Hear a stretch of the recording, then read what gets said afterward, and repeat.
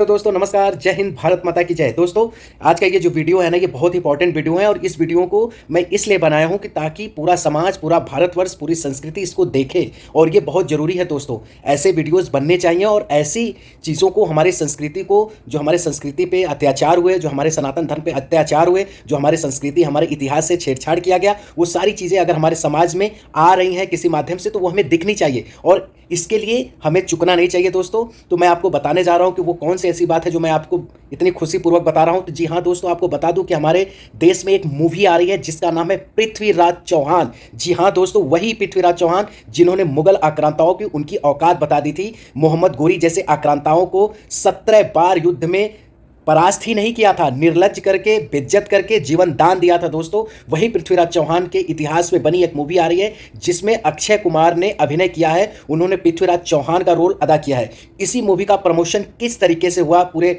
भारत में, पूरे यूपी में, मैं वो सारी चीजें आपको दिखाने जा रहा हूं इस वीडियो में। तो इस वीडियो को पूरा देखें, आइए देखते हैं। मुझे कई वर्षों के बाद किसी फिल्म को देखने का अवसर प्राप्त हुआ है। समय भी नहीं रहता है, लेकिन अक्सर मेरे मंत्रिमंडल के सहयोगी इस प्रकार की फिल्मों को बड़ा पसंद करते थे, तो वे लोग कहते थे कि कुछ ऐसा अवसर हो। लेकिन आप सब जानते हैं, कल आदरणीय प्रधानमंत्री जी भी और आदरणीय राष्ट्रपति जी का भी उत्तर प्रदेश दौरा है और एक साथ दोनों का एक जगह कार्यक्रम है। मैं उसी कार्यक्रम की तैयारी देखने के लिए प्रातःकाल ही चला गया था। मेरा प्रयास था कि मैं 11:30 बजे तक यहां पहुंचूं। मुझे कुछ देरी हुई, लेकिन मुझे प्रसन्नता है कि आप सब ने पूरी धैर्य के साथ, पूरी तन्मयता के साथ हमारे इन कलाकारों के इतिहास को जोड़ने के इस कार्यक्रम के साथ आप सब जुड़े रहे हैं। कि बहुत अच्छी फिल्म बनाई है, परिवार के साथ लोग देख सकते हैं, मनोरंजन भी है और इतिहास भी इसके साथ जुड़ा हुआ है। और यह फिल्म बहुत कुछ हमें इस बात के लिए प्रेरित करती है कि अतीत के बगैर वर्तमान नहीं होता है और अतीत की कौन सी ऐसी गलतियां हैं जिन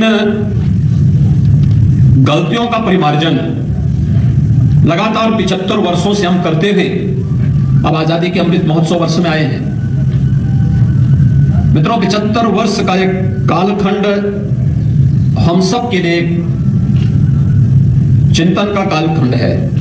नेता अक्षय कुमार जी की इस अभिनव के माध्यम से हम सब ने इस फिल्म के माध्यम से देखा है। मैं यहां पर अक्षय कुमार जी का, इस फिल्म के जो डायरेक्टर हैं श्री चंद्र प्रकाश द्विवेदी जी, आपने उनके कार्य को इससे पहले चाणक्य जैसे सीरियल के माध्यम से भी देखा है और भी अन्य तमाम ऐसे कार्यक्रम जो हमें राष्ट्रीयता के साथ जोड़ता है, उस कार्यक्रमों के माध्यम से हम लगातार इसका अनुभव करते रहे हैं।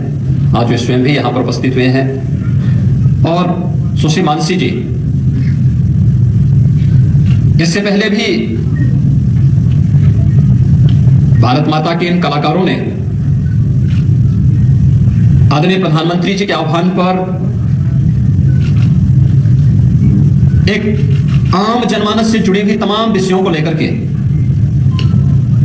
फिल्मों का निर्माण किया। वासियों की ओर से आपका और आपकी पूरी टीम का हृदय से अभिनंदन करता हूं और विश्वास करता हूं कि फिल्म रिलीज नहीं हुई है, लेकिन उसका एक शो यहां पर देखा है। देशवासी और देशवासी देखेंगे और उत्तर प्रदेश में इसको हम टैक्स फ्री करने की भी घोषणा इस अवसर पर करते हैं, जिससे एक कॉमन मैन भी इस फिल्म को देख करके, और इसमें उत्तर प्रदेश के भी बहुत सारे स्थल हैं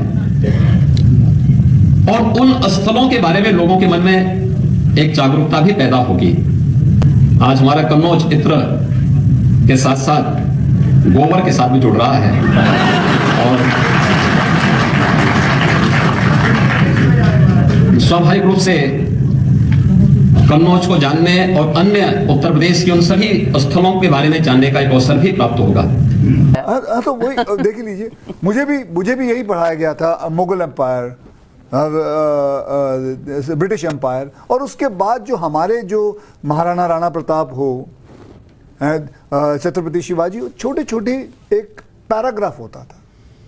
और अगर आप इस किताब को देखेंगे तो करीबन 100 पन्ने सिर्फ मुगल एम्पायर पे और एक सिंगल कॉलम, 2 लाइन सम्राट पृथ्वीराज चौहान पे 2 लाइनें। शिवलिंग के ऊपर कुछ काटा हुआ वो 5 फांक सा है, अगर हम वो तस्वीर स्क्रीन पर दिखा सकें, वो आपको लगता है कि कुछ उसके ऊपर बनाया गया है या वो शिवलिंग का हिस्सा ही लगता है? देखने में क्या लगता है, ये तो अपनी आंखों पे देखने में बिल्कुल लगता है शिवलिंग ही लगते हैं। ये सरकार है, जो हमारे ASI हैं, हमारी जजेस है, they are going to take the right decision to it and I am sure कि इसके बारे में काफ़ी इतनी सारी बातचीत हो रही है, आपके प्रोग्राम पे बातचीत हो रही है, लोग इसके बारे में जान भी रहे हैं, देख भी रहे हैं और पता भी कर रहे हैं कि हुआ क्या था। आई एम श्योर आर्कियोलॉजिस्ट काफ़ी अंदर। मैं तो कहूँगा कि वो आकृति आपके सामने है, ये आकृति कहीं से भी फव्वारा नजर आती है और क्या दो राय नहीं है, क्योंकि आक्रमणों के पूरे इतिहास को मैंने देखा है और इस देश और में 1669 को कोई झुटला नहीं सकता। ये भी हम सब एक हैं, जैसे हमारे पूर्वज जो हैं, चाहे वो मुसलमान हो, हिंदू हो, सब हमारे हिंदुस्तान के ही हैं। तो ये पोलराइजेशन नहीं है, दिस इज बेसिकली अपनी हिस्ट्री को जागृत करना चाहते हैं, लाना चाहते हैं लोगों के सामने, बताना चाहते हैं कि है क्या। आज मैं ये फिल्म भी बना रहा हूँ, इसीलिए बना रहा हूँ कि मैं बताना चाहता हूँ कि सम्राट पृथ्वीराज चौहान, अपने माध्यम से बताना चाहता हूँ, अपने फिल्म से बताना चाहता हूँ कि उन्होंने किया क्या था। और कोई गलत नहीं बता रहा हूँ, जो रास्तों में लिखा गया है उसी के हिसाब से। इसीलिए मैंने जब फिल्म साइन भी की थी तो डॉक्टर साहब से पूरा पूछा था, और उन्होंने बल्कि रास्तों मेरे सामने भी रखी थी और उन्होंने बताया था पूरा, उसके हिसाब से मैंने ये फिल्म साइन करके की थी। लेकिन देखने में क्या लगता है, ये तो अपनी देखने में बिल्कुल लगता है शिवलिंग ही लगते हैं, बिल्कुल लगते हैं। और ये जो ऊपर एक शिवलिंग के ऊपर कुछ काटा हुआ वो 5 फांक सा है, अगर हम वो तस्वीर स्क्रीन पर दिखा सकें, वो आपको लगता है कि कुछ उसके ऊपर बनाया गया है या वो शिवलिंग का हिस्सा ही लगता है? जी, इसके बारे में मेरी कोई जानकारी नहीं। लाइट लाओ भाई, लाइट आगे, लाइट करो भाई, आगे लाइट आगे करो, यहाँ पानी कम है। अरे ज्यादा ना आगे मत ले जाओ, पानी कम है, कोई दिक्कत। हाँ रुक जाओ, रुक जाइए रुक जाइए सर, आराम से रुक जाइए। अरे यार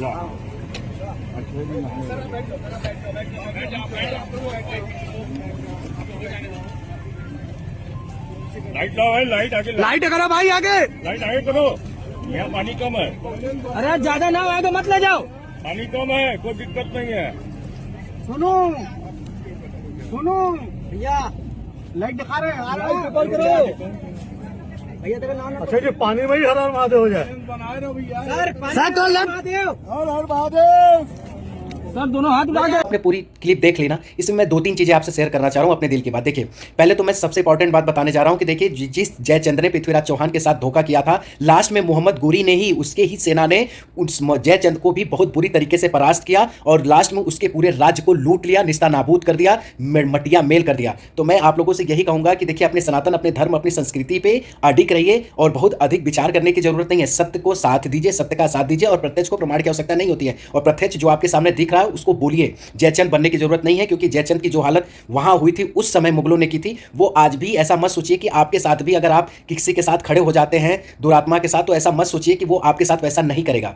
दूसरी बात दोस्तों, दूसरी बात मैं ये आपको ये बताने जा रहा हूं कि पृथ्वीराज चौहान की मूवी, सब लोग इस मूवी को जरूर से जाके देखिए सिनेमा हॉलों में, ताकि देश को एक संदेश जाए कि सनातनी कभी भी अपनी संस्कृति और अपने सभ्यता के साथ उस तरीके से नहीं बिहेव कर सकते हैं जिस तरीके से पहले हुआ।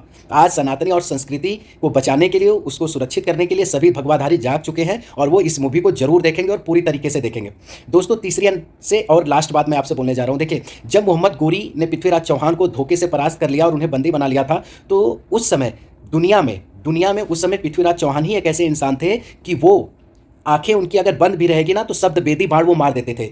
एक तो इतिहास में हम लोग जानते हैं कि राजा दशरथ, श्री राम जी के पिताजी को आता था शब्द बेदी मारना, या तो फिर हम लोगों ने पृथ्वीराज चौहान के विषय में सुना है। पृथ्वीराज चौहान के ही राज्य में, उनके ही दरबार में एक चंद्रबरदाई नाम के गायक रहते थे, जो कि उनमें इतनी ताकत थी उनकी गायकी में, तो लोग कहते थे कि जब वो गाते थे तो बरसात होने लगता था, इतनी ताकत थी उनकी गायकी में। उन्होंने लास्ट समय में पृथ्वीराज चौहान को वो तर्क दिया था, वो तरीका बताया था, जिससे पृथ्वीराज चौहान ने मोहम्मद गोरी को मौत के घाट उतार दिया था, उसको अल्लाह के 72 हूरों के पास भेज दिया था। मोहम्मद गोरी के लिए उन्होंने, जब पृथ्वीराज चौहान को मोहम्मद गोरी के दरबार में ले जाया गया, उन्हें खड़ा कर दिया गया, तो चंदबरदाई ने कविता के माध्यम से एक बात कही थी जो मैं आपके सामने सुनाना चाहता हूँ। उन्होंने बोला था, 4 बास 24 गज, अंगुल अष्ट प्रमाण, ता ऊपर बैठा सुल्तान है, मट चुको चौहान। जी हाँ दोस्तों, इसी कविता के द्वारा उन्होंने मोहम्मद गोरी की ये स्थिति को बताया था पृथ्वीराज चौहान से, जिसका मतलब है कि पृथ्वीराज चौहान इतने दूरी पे, इतने गज पे, इस कोड़ पे बैठा हुआ है, चौहान इस बार मत चुको तुम और इसका जीवन समाप्त कर दो। और वैसे ही पृथ्वीराज चौहान ने किया और मोहम्मद गोरी को मार डाला। तो और यही चीज़ें हैं दोस्तों, यही चीज़ें समझने की चीज़ें हैं। हमारे संस्कृति में इतनी ताकत थी, हमारे सभ्यता में इतनी ताकत थी, हमारे बाड़ों में इतनी ताकत थी, हमारे राजाओं में इतनी ताकत थी, लेकिन हम हारे तो केवल अपनों की वजह से। तो वो गलती अब दोबारा नहीं करनी है। तब तक के लिए जय हिंद, जय भारत, भारत माता की जय। दोस्तों अगर वीडियो पसंद आए तो लाइक सब्सक्राइब जरूर करिएगा। हर हर महादेव, नमस्कार।